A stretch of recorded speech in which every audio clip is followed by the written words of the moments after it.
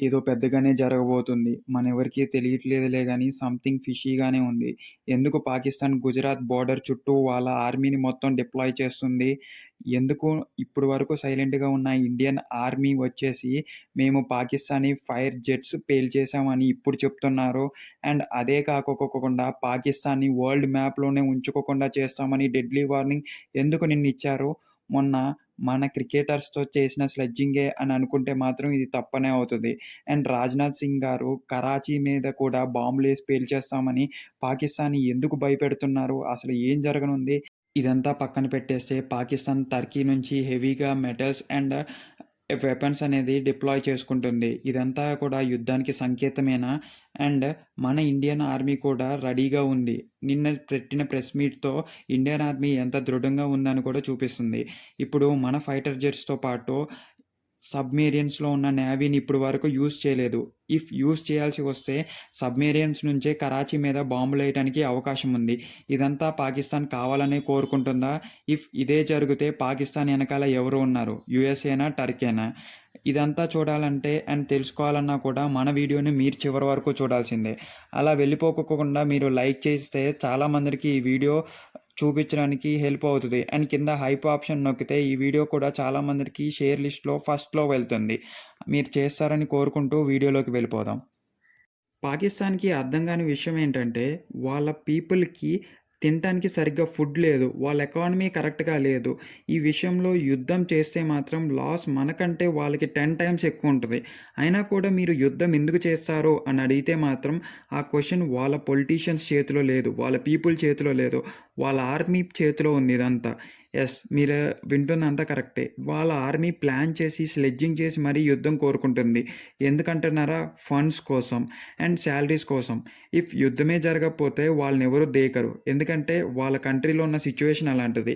నిజంగా యుద్ధం వస్తే గనక పాకిస్తాన్ పొలిటీషియన్స్ కానీ, పాకిస్తాన్ యొక్క గవర్నమెంట్ గానీ వేరే కంట్రీస్‌కెళ్ళి ఫండ్స్ తెచ్చి మరీ ఇన్వెస్ట్ చేస్తది. అప్పుడు మనీ అనేది సర్క్యులేట్ చేయటం అయితే జరుగుద్ది. ఇదైతే ముందుగా ఒక విషయం అయితే. అండ్ వీళ్ళకి గతి లేకపోయినా గూడా ఇండియా మీద ద్వేషం.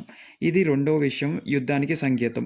వీళ్ళెందుకు ఇంత ద్వేషం పెంచుకుంటున్నారో మనకైతే అర్థం కాలేదు. తిరగబడితే మాత్రం మనం ఎలా ఉంటదో వాళ్ళకి తెలుసు. ఇన్‌ఫాక్ట్ వాళ్ళ కంట్రీనే లేకోకుండా చేయగలదు మన ఆర్మీ మరియు నేవీ.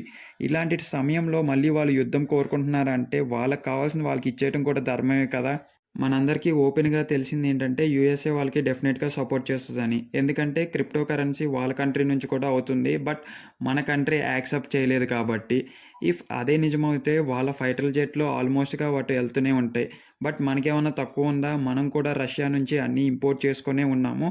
ఇఫ్ అవసరమైతే రష్యా కూడా పర్సనల్‌గా తన ఆర్మీని మనకి ఇవ్వటానికి రెడీగా ఉంటది. ఇప్పుడే కాదు ఎప్పుడూ కూడా. ఈ పాకిస్తాన్ ప్రైమ్ మినిస్టర్ వచ్చేసి ఏది పడితే అది మాట్లాడుతూ ఉంటాడు. అబద్ధాన్ని ప్రచారం చేస్తూనే ఉంటాడు.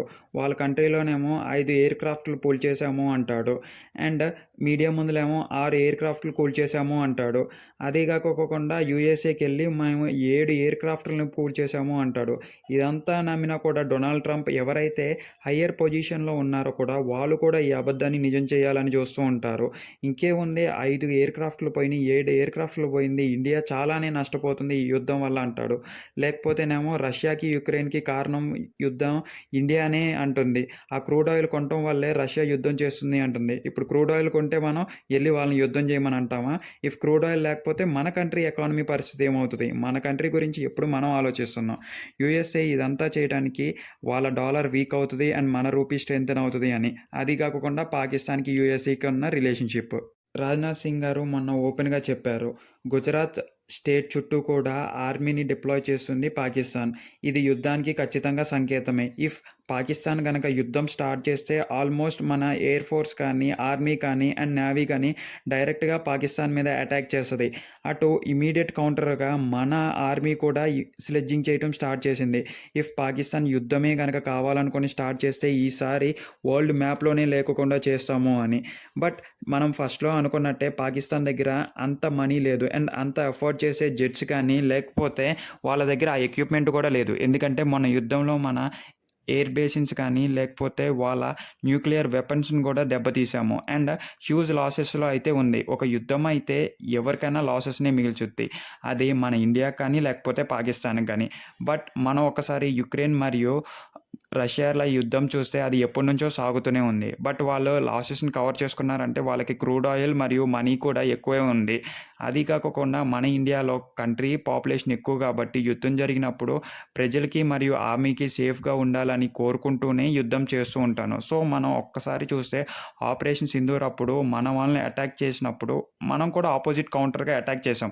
బట్ వాళ్ళ ప్రజలకి ఏం కాకోకుండా, వాళ్ళ సిటిజన్స్‌ని ఏం కాకోకుండా జస్ట్ మనం వాళ్ళ టెర్రరిజాన్ని అండ్ మనం ఎయిర్ బేసిన్స్ మొత్తమే నాశనం చేసాము. బట్ నిన్నగా మన ఆర్మీ డిక్లేర్ చేసిందేంటంటే, మనం వాళ్ళ 5 ఎయిర్ క్రాఫ్ట్‌ని కూల్చేసాము అని. ఇది కాకోకుండా వాళ్ళు రివర్స్ కౌంటర్ ఏమేశారంటే, మాయి 5 కానీ, 6 కానీ, 7 కానీ ఎన్ని ఎయిర్ క్రాఫ్ట్‌లయితే కూల్చామని చెప్తున్నారో మీరు శాటిలైట్ ఇమేజెస్ కానీ, లేకపోతే కూల్చినట్టు ఒక్క ప్రూఫ్ అయినా సబ్మిట్ చేయండి అని ఓపెన్‌గా యూఎస్ఏకి మరియు పాకిస్తాన్‌కు మన ఆర్మీ ఛాలెంజ్ అయితే విసిరింది. దీన్ని మీరు ఎలాగా అంగీకరిస్తారో?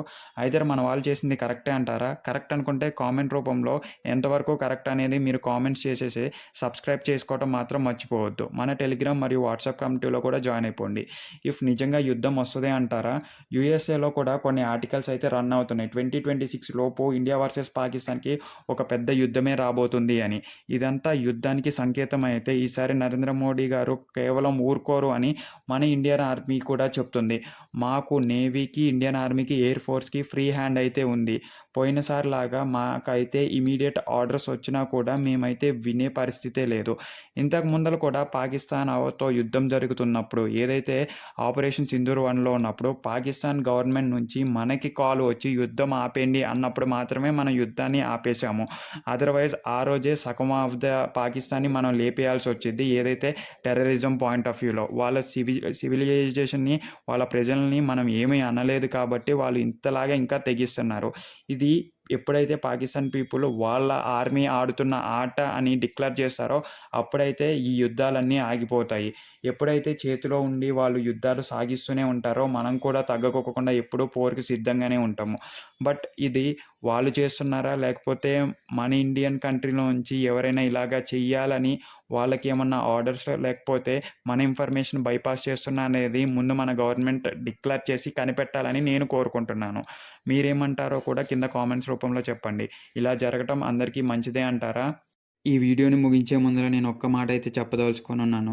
ఇండియా ఎప్పుడూ కూడా పీస్ కోరుకుంటది అండ్ ఎవరిదైనా మంచే కోరుకునేది. అంతేగాని ఇండియా జోలికొస్తే మాత్రం చేతులు కట్టుకొని కూర్చుంటది అని అయితే కాదు.